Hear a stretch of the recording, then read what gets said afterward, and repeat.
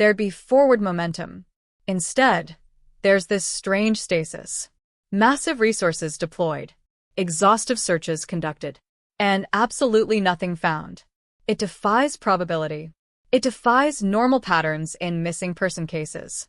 Which means either this is a genuinely exceptional case where a perfect storm of circumstances allowed 2 children to vanish completely, or someone involved knows exactly what they're doing, knows how investigations work, knows how to avoid leaving evidence, knows how to create a mystery so complete that even overwhelming resources can't solve it. The search machine RCMP deployed here is impressive. It's the kind of response you want when your children go missing. It's everything being thrown at the problem immediately, without bureaucratic delays, without budget concerns derailing action. And yet it failed. Not because the searchers were incompetent or lazy, but because whatever happened to Jack and Lily either happened somewhere the search machine couldn't reach, or was concealed by someone who understood exactly how to defeat it. The stepfather's certainty about cadaver dogs finding nothing starts to make more sense in this context. Not because he's innocent, necessarily, but because he's watched this massive search machine fail to find anything for months. He's seen drones and helicopters and classified technology and dive teams and canine units all come up empty. Why would cadaver dogs be different? If everything else found nothing, why would dogs find something?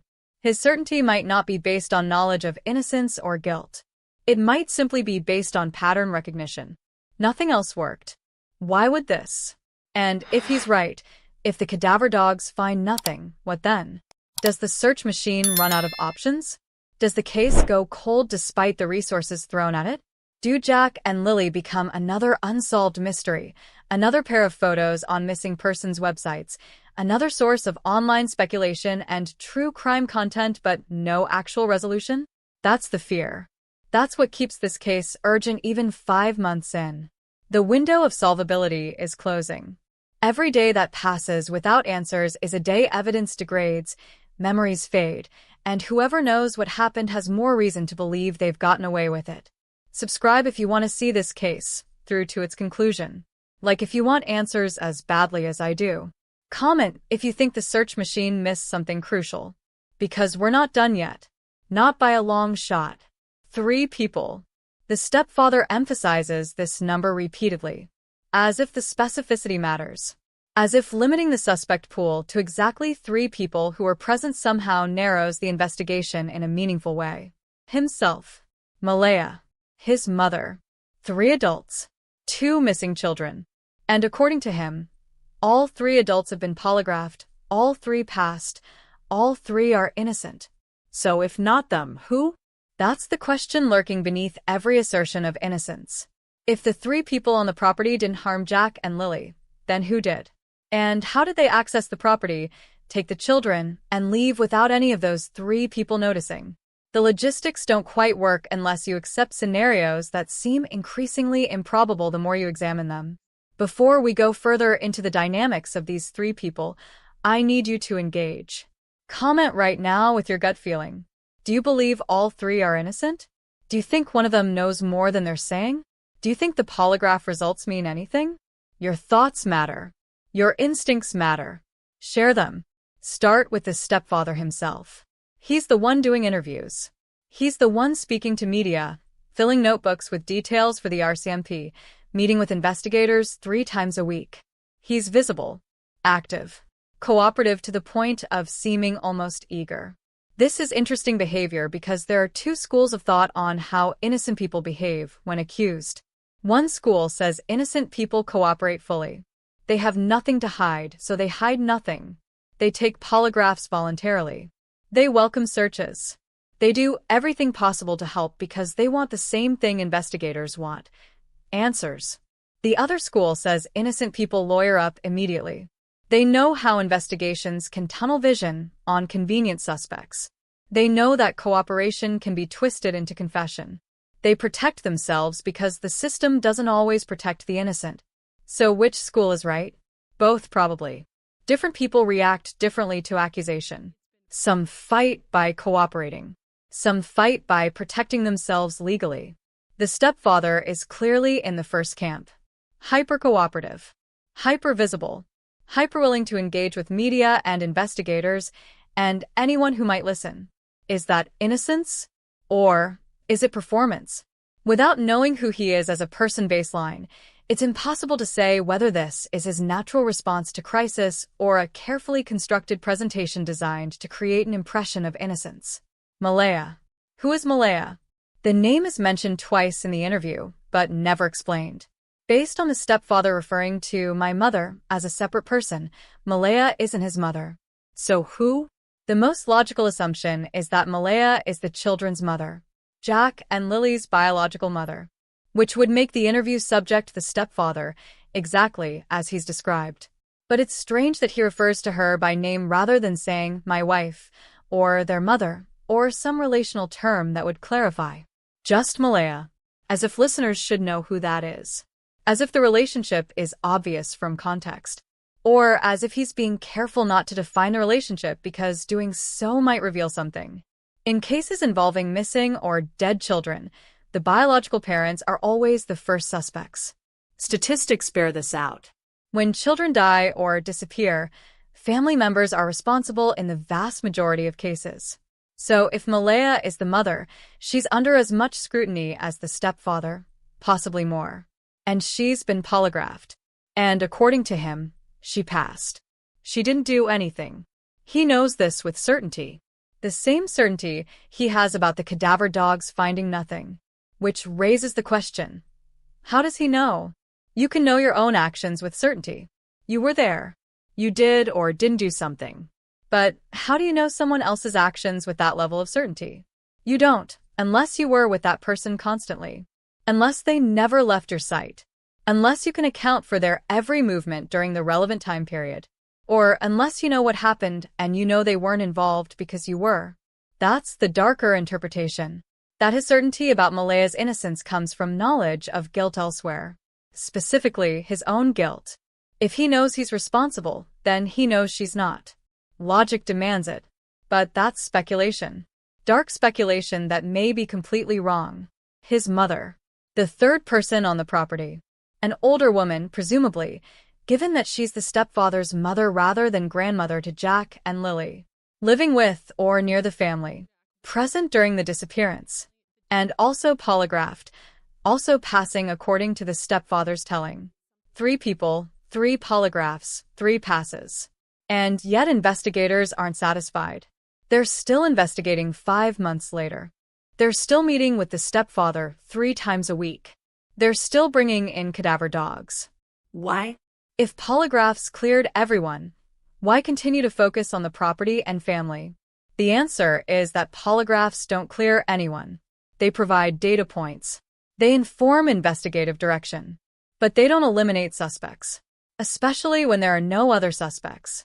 When you have 2 missing children, 3 people on the property where they disappeared, and no evidence of outside involvement, those 3 people remain the focus no matter what polygraphs say. Investigators don't have anyone else to investigate. So they keep digging into these 3 lives, looking for inconsistencies, for cracks in stories, for evidence that polygraphs missed because polygraphs aren't perfect. What's the dynamic among these 3 people? Are they united in grief and confusion? Or is there tension, accusation, suspicion even within the family? The stepfather speaks for all 3 in the interview. He asserts their collective innocence. But does Malaya agree with everything he says? Does his mother? Do they present a united front in private the way he presents them as united publicly? Or are there fractures? In families where children die or disappear, blame often circulates. Even when no one is responsible, guilt finds targets. Why weren't you watching them? Why did you let them outside? Why didn't you notice sooner? Grief and guilt intertwine until it's impossible to separate them. And if someone is responsible, the guilty party often tries to deflect onto others. I wasn't even there. You were supposed to be watching them. I don't know what happened, maybe you do. The possibilities for internal family conflict are endless. And we only have the stepfather's perspective. His version where everyone is innocent, everyone cooperates, everyone wants the same thing. But is that true? Or is it the version he needs to be true, so he repeats it until maybe even he believes it? The polygraph exams fascinate me. Not because I think they're reliable, but because of how the stepfather talks about them. He wants more. He wants another whole round with new people administering them. Why? If he passed, if they cleared him in his mind, why request more? There are a few possibilities. 1. He genuinely believes polygraphs are perfect truth detectors and he's desperate to prove his innocence in a way that will satisfy skeptics. 2. He's smart enough to know that polygraphs aren't perfect, but also knows that repeatedly volunteering for them creates an impression of innocence. Guilty people typically avoid polygraphs. They lawyer up. They refuse. So continually requesting them makes him look confident in his innocence.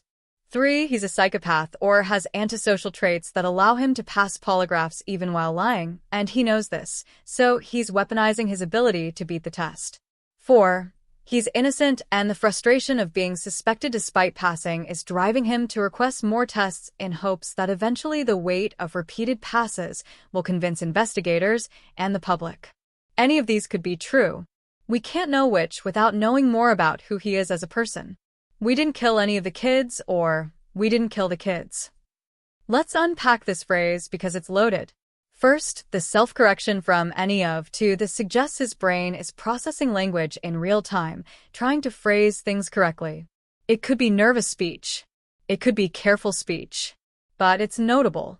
Second, the phrase is didn't kill rather than didn't harm or don't know what happened to.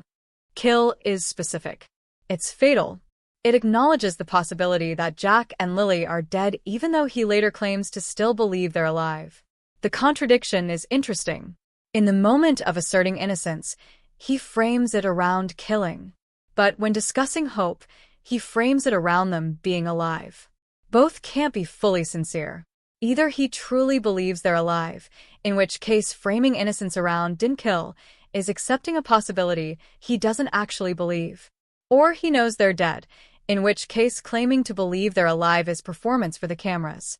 Or he's genuinely confused, holding contradictory beliefs simultaneously because that's how trauma works. The mind compartmentalizes.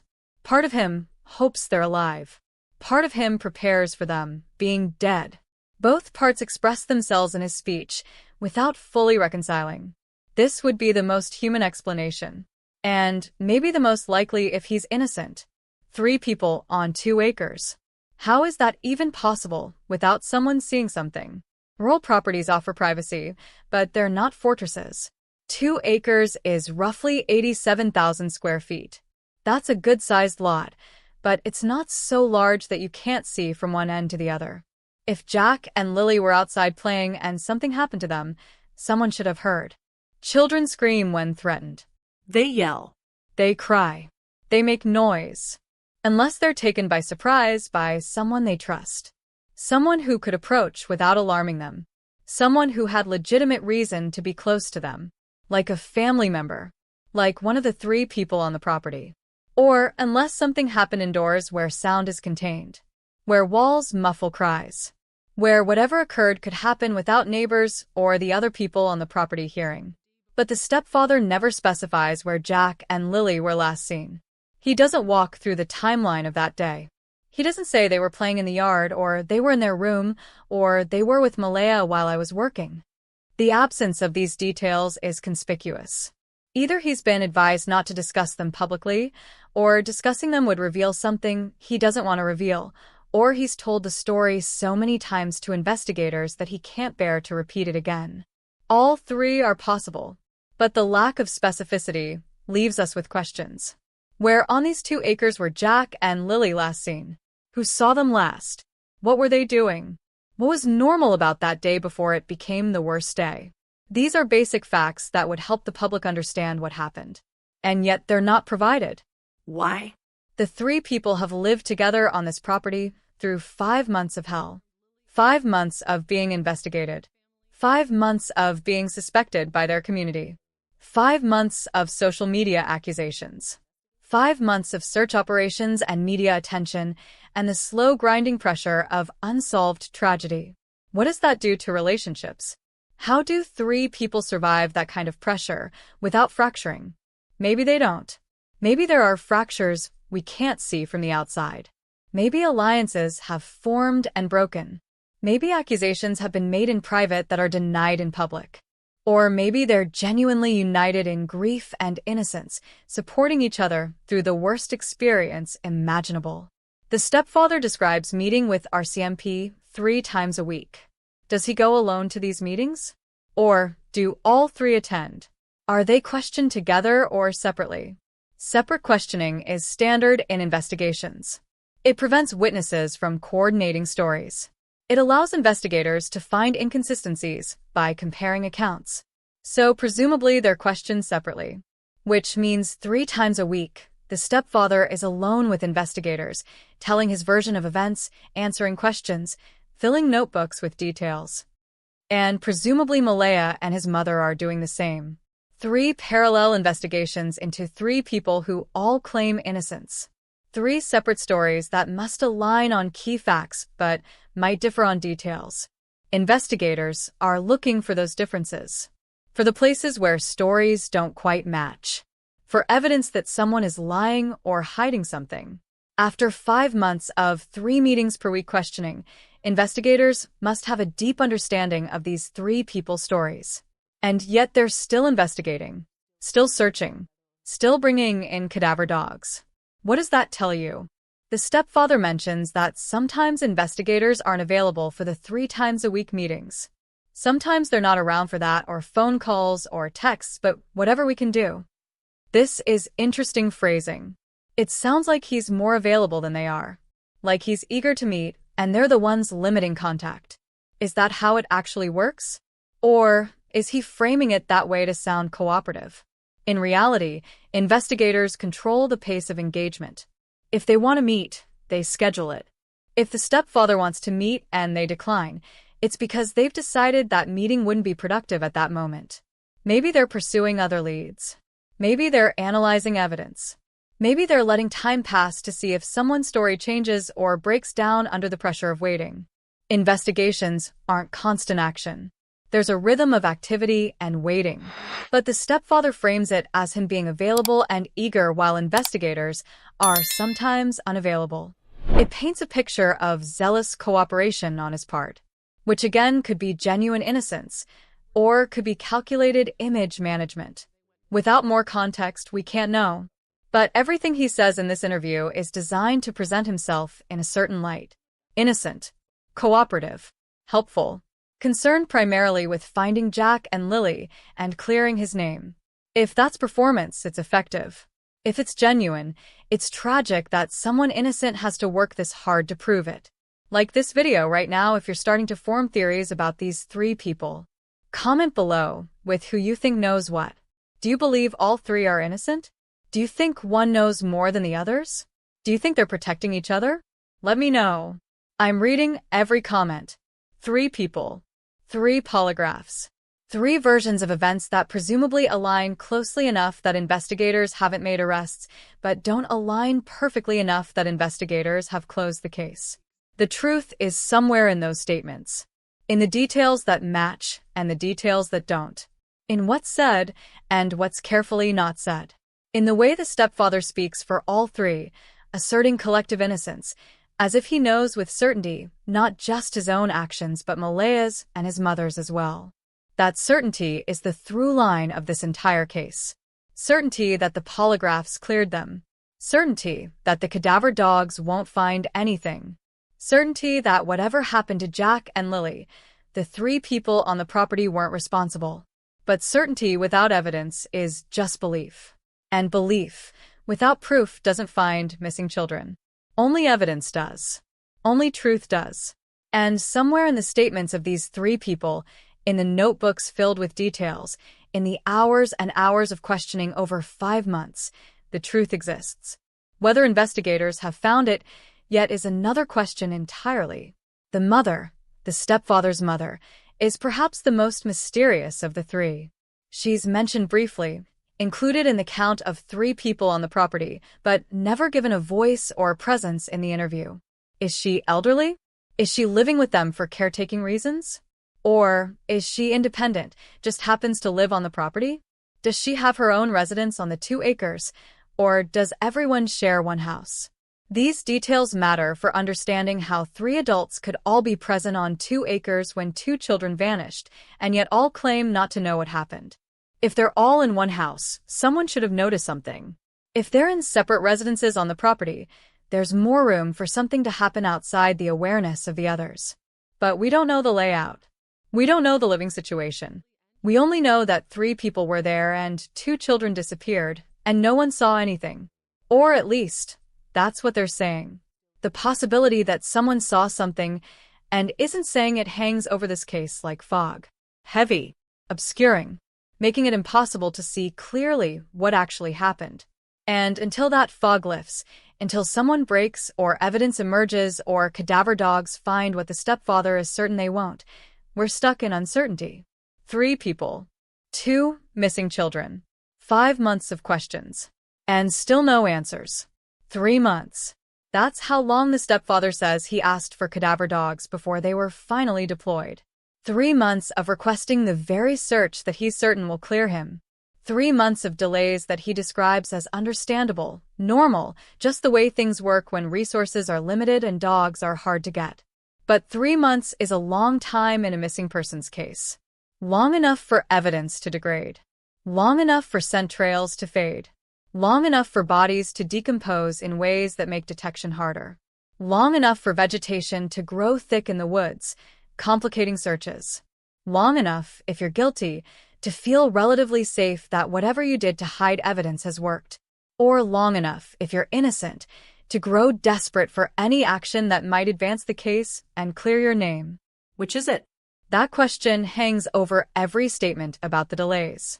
And before we go deeper, drop a comment telling me if you think those 3 months of delay were routine or suspicious. Were investigators being thorough, or were they dragging their feet? Do delays like this happen in every case, or does something about this one make the timing notable? I want to know what you think. The stepfather is understanding about the delays. Almost too understanding. Dogs are hard to get, he says. Things take time. He's patient. He's reasonable. He's not angry or frustrated by the wait. At least not visibly in the interview.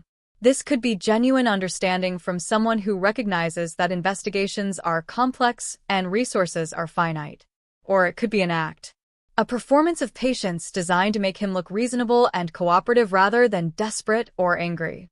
Because how should someone in his position feel about 3 months of delays in a search that could theoretically clear him? If you were being falsely accused, if social media was destroying your life, if you knew that one search could prove your innocence, wouldn't 3 months feel like an eternity? Wouldn't you be frustrated, angry even at the delays? Unless you're not actually eager for the search. Unless part of you is relieved by the delays because every day that passes is another day that evidence degrades and your risk of discovery decreases. But that's speculation. Dark speculation that assumes guilt. If he's innocent, his patience might simply reflect the emotional exhaustion of 5 months of crisis. After a certain point, you don't have energy left for anger. You just accept that things move at their own pace and you have no control over it.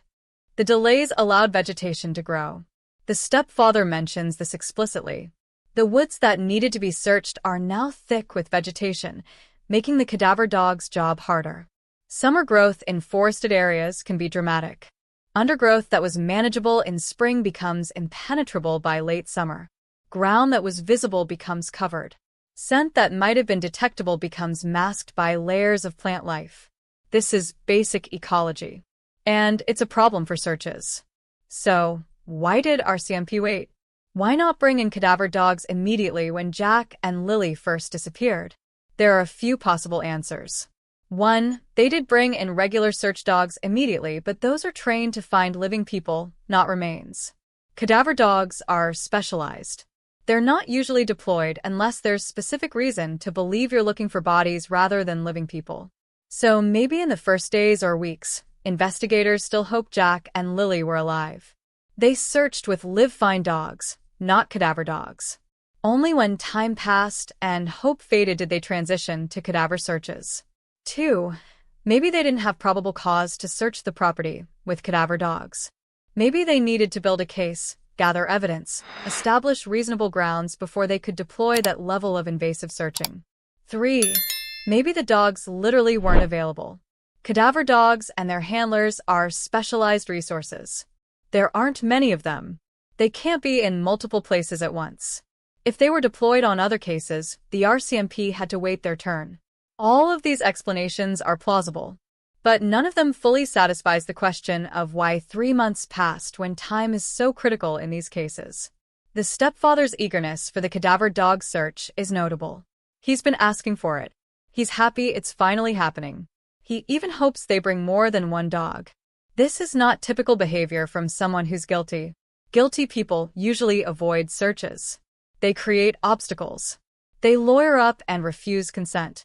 They definitely don't ask repeatedly for searches that could uncover evidence of their crimes. So his eagerness should be evidence of innocence, right? It should demonstrate that he has nothing to hide and welcomes any investigation that might clear him. Except that it's also possible for someone guilty to welcome a search if they're confident the search won't find anything. If you've hidden something well enough, if you've put it somewhere you know won't be searched, if enough time has passed that you're confident detection is impossible, then welcoming the search makes you look innocent. It provides cover. See? I wanted the search. I asked for it. Would I do that if I were guilty? It's a calculated risk. But if you're smart and you've covered your tracks, it might be a risk worth taking. So the stepfather's eagerness is ambiguous. It could indicate innocence, or it could indicate confidence. Without knowing what the dogs will find, we can't judge which. I'm actually pretty happy about that. That's what he says about the cadaver dogs coming. Pretty happy. Not relieved. Not desperate for answers. Not hoping against hope that this will finally provide the breakthrough. Pretty happy. It's casual language for a devastating situation. Maybe it's just his communication style. Maybe he downplays emotions generally. Maybe pretty happy is his way of expressing relief without seeming too eager or too invested. Or maybe the casual language reveals something. Maybe he's not actually that invested in the outcome because he already knows what the outcome will be. The dogs won't find anything. He's certain. So their arrival isn't the crucial moment it might be for someone who genuinely doesn't know what happened. It's just another step in a process he's been through for 5 months. Another search that will come up empty like all the others. Another piece of evidence of his innocence to add to the pile. Pretty happy is the language of someone going through motions, not someone desperately seeking answers. But maybe that's unfair. Maybe after 5 months of trauma and investigation and accusation, pretty happy is all the emotion he can muster for anything. Trauma flattens effect. It makes people seem detached when they're actually just surviving. So the casual language might not mean anything. Or it might mean everything. Context would help. Knowing who he was before this happened would help. Is this his normal communication style, or is something different now? He talks about the dogs slowing down the social media circus. That's his hope. Not that the dogs will find Jack and Lily. Not that the search will provide the breakthrough that solves the case. But that the dogs finding nothing will quiet the online accusations and theories. His priority, at least as expressed in this interview, seems to be defending his reputation rather than finding the children. That's harsh. Maybe it's not fair. Maybe he's just exhausted from months of being accused, and finding Jack and Lily is such a constant background priority that he doesn't need to state it explicitly. Maybe he assumes everyone knows he wants them found, so he focuses on the secondary issue of the social media circus because that's a problem he can potentially solve with a search. Finding Jack and Lily might be beyond his control if they're far away or if something terrible has happened. But clearing his name, proving there are no remains on the property, that's achievable. That's something this search can accomplish. So maybe focusing on that isn't evidence of guilt or misplaced priorities. Maybe it's just focusing on the one thing he can actually affect. But it sounds bad. It sounds like someone more concerned with his own image than with missing children. And that's part of the problem with these interviews. Everything sounds bad when you're suspected of something terrible. Even innocent, reasonable statements get twisted because context has poisoned interpretation. The waiting has been physically exhausting, mentally exhausting, emotionally exhausting. He says this, and it's probably the most genuine moment in the interview. 5 months of being at the center of a missing persons investigation would exhaust anyone. 5 months of being suspected by your community. 5 months of meeting with police multiple times per week. 5 months of watching your life dissected on social media. 5 months of not knowing what happened to children you were responsible for. Even if you're completely innocent, that would break most people. So the exhaustion is real. You can hear it in the way he talks about just waking up each day and hoping it's a new day with new possibilities. That's the language of someone grinding through trauma one day at a time. Not thinking about next week or next month. Just surviving today. Getting through today. Then doing it again tomorrow. It's how people cope with unbearable situations.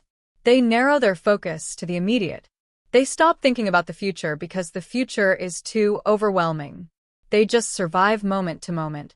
If he's guilty, that survival is about maintaining the lie, not cracking under pressure, not giving anything away. If he's innocent, that survival is about enduring false accusation, maintaining hope that truth will emerge, not giving up on finding Jack and Lily. Same behavior. Completely different meanings depending on truth, we don't know. Every day it's a new day, new hope, and just keep going forward. That's his philosophy according to the interview. Keep moving forward. Don't dwell on what's behind. Don't get stuck in the horror of what happened. Just keep going. It's admirable if he's innocent. It's survival. It's resilience. It's refusing to let tragedy completely destroy you. But it's also convenient if you're guilty. Keep moving forward means don't look back. Don't examine too closely. Don't dwell on details that might reveal inconsistencies. Just keep the narrative moving, keep focusing on the next thing, keep everyone looking ahead rather than back at the moment everything went wrong.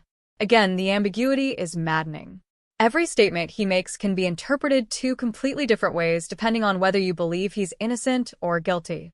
And we don't know which he is. We only know what he says. And what he says is carefully constructed to present innocence while never quite providing the details that would allow us to verify that innocence. Where were Jack and Lily when they disappeared? What were they doing? Who saw them last?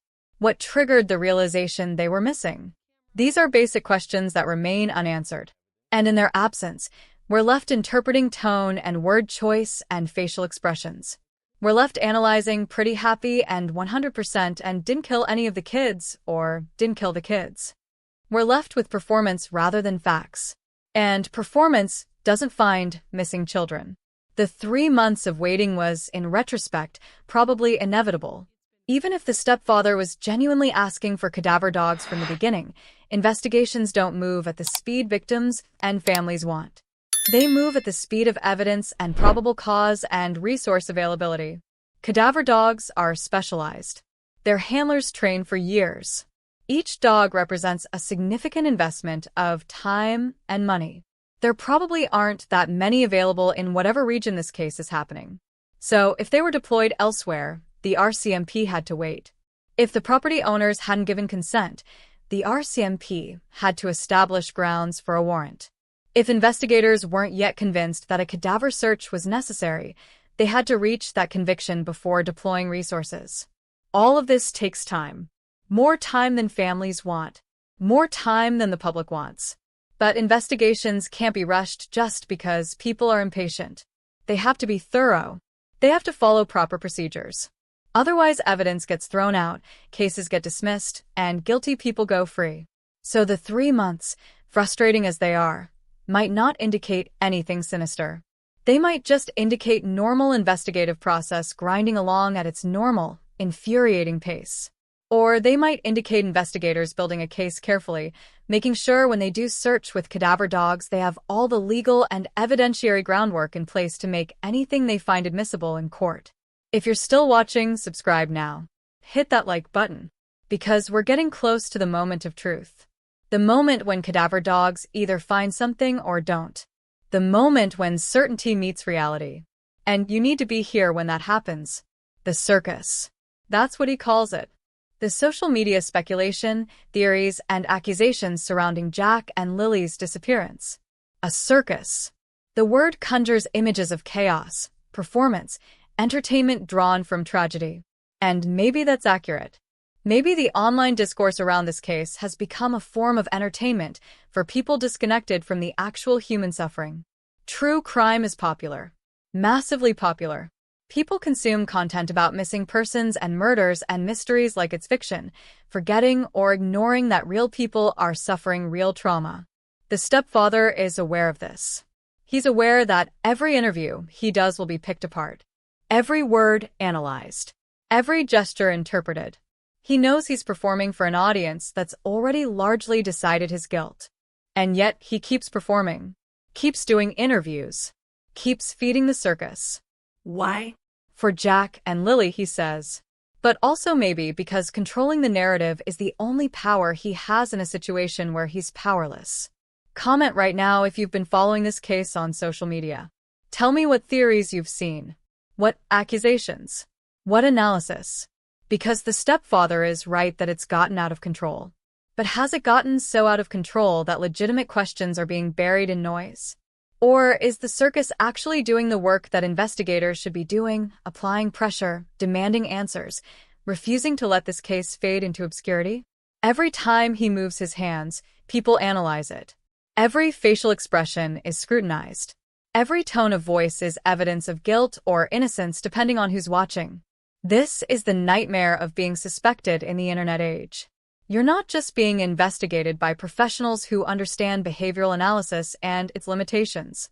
You're being investigated by millions of amateurs who think they can spot a liar, who think they understand microexpressions, who think they know guilt when they see it. And maybe sometimes they're right. Maybe collective observation spots things individuals miss. But more often, the mob is wrong. More often, amateur analysis leads to false accusations, destroyed lives, and no actual progress toward truth. The stepfather knows this. He articulates it clearly. People analyze everything he does, right down to a T. And he's resigned to it. He knows the interview he's doing will be dissected. He knows people watching this will decide his guilt or innocence based on how he holds his hands, or whether he makes eye contact, or whether he seems emotional enough or too emotional, or not emotional in the right way. There's no winning. If he cries, he's performing grief. If he doesn't cry, he's cold and unfeeling. If he speaks confidently, he's arrogant. If he seems uncertain, he's deceptive. Every behavior is evidence of something to someone. And the collective judgment has largely convicted him already. AI pictures are circulating. This is a new dimension of the social media circus. People are creating fake images using AI, presumably images suggesting guilt or depicting theories about what happened. The stepfather mentions this, with what sounds like frustration. AI-generated content is becoming a serious problem in true crime spaces. It's easy to create. It looks real. And it spreads faster than corrections or context. Someone can generate an image that appears to show the stepfather in a compromising position or in a location he wasn't actually in, and thousands of people will see it and believe it before anyone can debunk it. This is the dark side of democratized content creation. Anyone can make anything, and truth has to chase lies uphill. The stepfather wants it to stop, or at least slow down. He's hoping the cadaver dog search will quiet some of the speculation. Proof that there are no remains on the property will, in his mind, undercut a lot of theories. But will it? Or will it just spawn new theories? The dogs were wrong. The bodies were moved before the search. They're not dead. They're hidden somewhere alive. The circus doesn't stop just because one theory is disproven. It adapts. It pivots. It finds new narratives. Because the fundamental truth is that people need stories. They need explanations. They need someone to blame. And in the absence of official answers, they create their own. Social media speculation has gotten ridiculous, according to the stepfather. He's hoping the cadaver dog search will help slow it down, though he acknowledges it probably won't stop entirely. This is realistic. Once social media has decided someone is guilty, no amount of evidence to the contrary will fully convince everyone. There will always be holdouts who believe in conspiracies, who think evidence was planted or investigators are incompetent or corrupt. This is the world we live in now. Truth is contested. Facts are negotiable. Everyone has a theory and access to a platform to share it. So even if the cadaver dogs find nothing, even if investigators eventually clear the family, even if Jack and Lily are found somewhere far from the property with evidence that points to completely different suspects, some percentage of people online will still believe the stepfather is guilty. They'll just believe he got away with it. That's the permanent damage social media does. Once the circus starts, it never fully leaves town. It might move on to the next tragedy, but the damage remains. The stepfather's name is forever linked to these accusations. Google his name, and even if he's completely innocent, these suspicions will appear. Future employers will see them. Friends will question. The stain never completely washes out. And he knows this. You can hear it in how he talks about the circus. There's resignation. Acceptance that this is his life now. Whether he's guilty or innocent, whether Jack and Lily are found or not, he's the stepfather in the missing children case. That's his identity now, permanently. The RCMP has dedicated social media teams. Officers whose job is to monitor what's being said online about this case. They're tracking theories. They're identifying potential leads. They're watching for people who know too much, who reveal details that haven't been made public, who might inadvertently incriminate themselves. This is modern policing. Social media isn't just a circus. It's also an investigative tool. People talk online. They speculate. They confess. They reveal things they shouldn't know. So investigators monitor.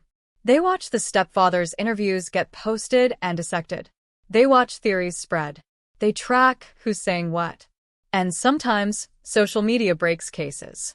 Someone makes a comment that reveals guilty knowledge. Someone posts a photo that places them at a crime scene. Someone's digital footprint contradicts their alibi. It happens. Not often, but often enough that dedicating resources to social media monitoring makes sense. So while the stepfather sees the circus as obstacle and annoyance, investigators might see it differently. They might see it as thousands of people paying attention, some of whom might know something useful. Crowdsourcing investigation. It's messy and problematic and full of false leads. But occasionally it works. The toll on the family has been immense. The stepfather articulates this, though briefly. Physically, mentally, emotionally exhausting. 5 months of being at the center of a tragedy and an investigation. 5 months of suspicion. 5 months of not knowing. Even if he's completely innocent, this would destroy most people. The stress of false accusation is real. It causes PTSD. It ruins health. It ends relationships. People who are falsely accused of crimes, even if eventually exonerated, often never fully recover. The experience breaks something fundamental in their trust of justice, of community, of other people. So if the stepfather is innocent, the toll he describes is entirely plausible and probably understated. If he's guilty, the toll is the stress of maintaining a lie, of living in fear of discovery, of watching investigators get closer to truth. Either way, the exhaustion is real. You can hear it. He's tired. Deeply tired in a way that sleep doesn't fix. Tired of being watched and judged and suspected. Tired of not having answers. Tired of the circus and the investigation and the waiting. Just tired. And he's doing what people do when they're that tired. He's narrowing his focus.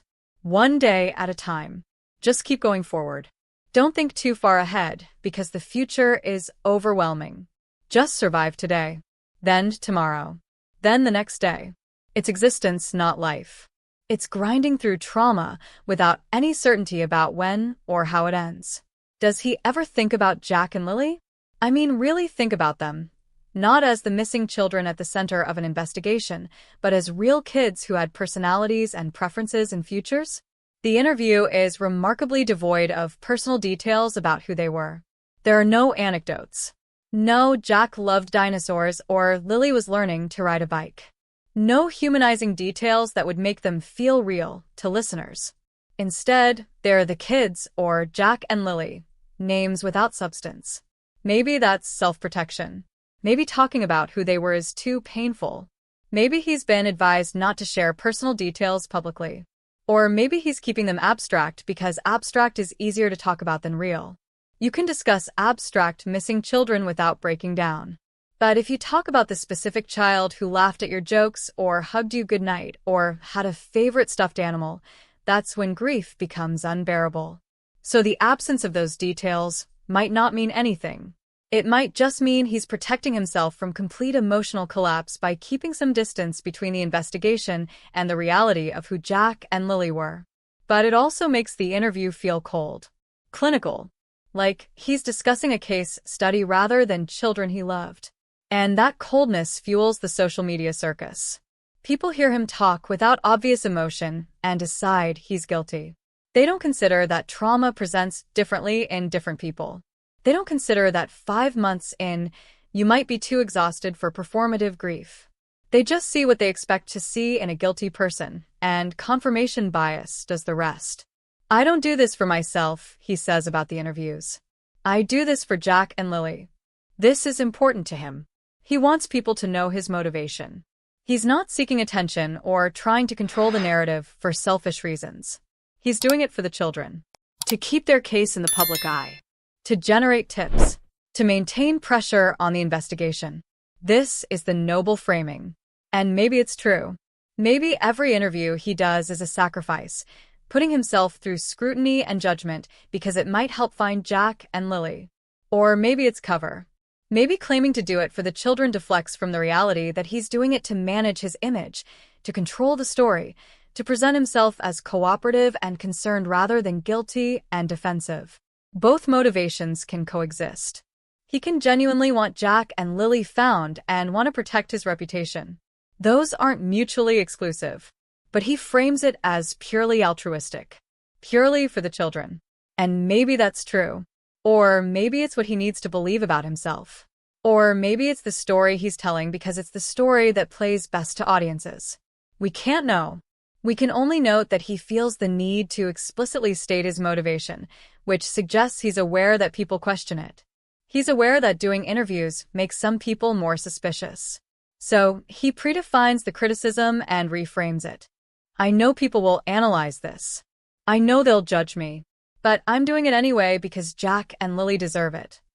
It's rhetorically effective.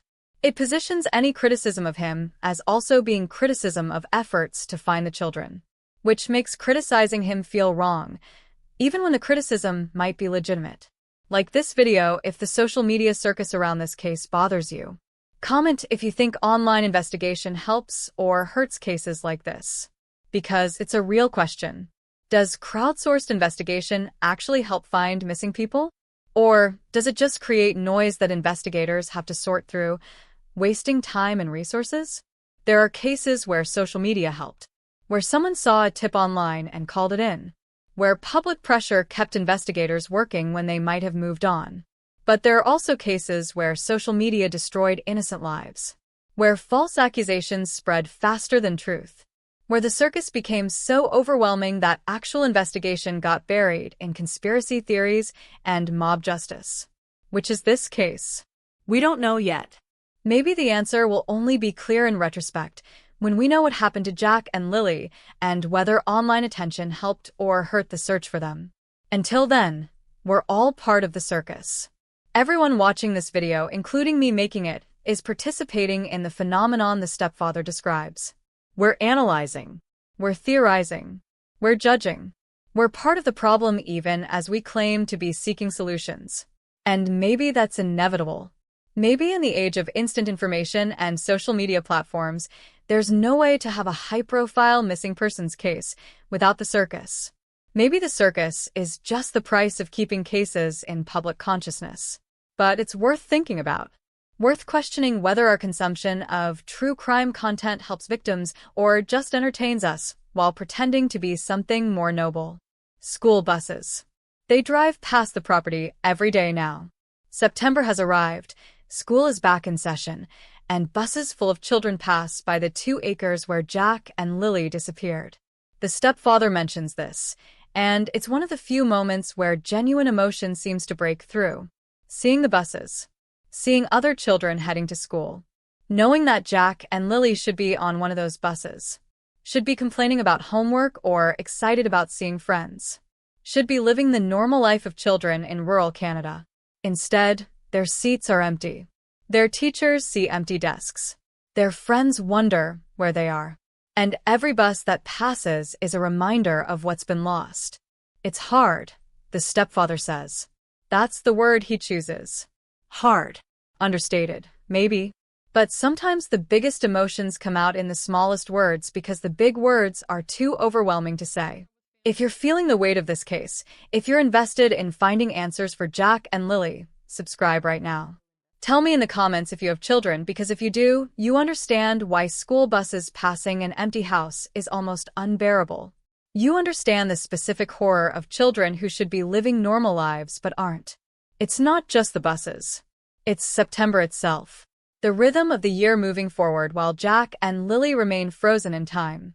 Summer ended. Fall began. Leaves are changing colors. The weather's cooling. Life continues for everyone else. But for this family, time stopped 5 months ago. Every milestone that passes without Jack and Lily is another reminder that they're gone. First day of school came and went. Halloween will come. Thanksgiving. Christmas. Birthdays. All of it marching forward on the calendar, while 2 children remain missing. How do you survive that? How do you watch the world continue when your world has stopped? The stepfather talks about taking it one day at a time. New day, new hope, just keep going forward. But when September arrives and school buses drive past and you're confronted with the stark reality that another school year is starting without children who should be here, how do you maintain that hope? How do you keep believing they're alive somewhere when every passing day makes their survival less likely? The statistics on missing children are brutal. The longer they're gone, especially in cases like this where there's no evidence of abduction by a stranger, the more likely they're not coming home. The stepfather claims to still believe they're alive. That's all we have is hope, he says. But hope 5 months in is different from hope 5 days in. It's thinner, more desperate, less rooted in probability and more rooted in the inability to accept the alternative. There are a lot of kids in the area, he notes. Friends of Jack and Lily. Classmates. Other children who knew them, played with them, went to school with them. Those children are back in school now. They're being asked questions by curious friends from other schools. They're dealing with the absence of Jack and Lily in their own ways. Children process trauma differently than adults. Some will ask direct questions that adults avoid. Where are Jack and Lily? Are they dead? Why did they disappear? Other children will avoid mentioning them at all, sensing somehow that the topic is forbidden or too painful. Teachers are trying to navigate this, trying to support students while also respecting the ongoing investigation. The community is small enough that everyone knows everyone. Jack and Lily weren't anonymous children in a big city. They were part of a small community where their disappearance affects everyone. Every child who knew them. Every parent who's now more protective, more worried, more aware of how quickly normal can become nightmare. Every teacher who looks at empty desks and wonders what happened. The ripple effects of this case extend far beyond the 3 people on the property. It's touching an entire community, changing how people live and think and parent, creating fear where there wasn't fear before, suspicion where there wasn't suspicion. The stepfather says it's sad for everybody who knew Jack and Lily. And he's right. This isn't just one family's tragedy. It's a community's tragedy. Everyone has been affected. Everyone is living with unanswered questions and ambient fear, and the knowledge that 2 children vanished without anyone being able to stop it, or explain it, or bring them home. Teachers saw Jack and Lily every day. Past tense. Saw, Not see. The shift in tense is everything. Teachers develop relationships with students. They know their personalities, their strengths, their struggles. They watch them grow over the school year. They're invested in their well-being and success. And then 2 of their students vanish. gone. Just gone. And no one knows why, or how, or where. Can you imagine being a teacher in that situation? Walking into your classroom in September and seeing those empty seats? Knowing that somewhere Jack and Lily should be sitting there, should be learning and growing and living their lives? The guilt must be immense even though there's nothing teachers could have done. The guilt of, did I miss something? Were there warning signs? Should I have noticed something wrong at home? Even when there's no rational reason for guilt, it finds us anyway, especially when children are involved, especially when the mystery remains unsolved. So teachers are grieving too. They're trying to help other students process the absence. They're answering questions they don't have answers to.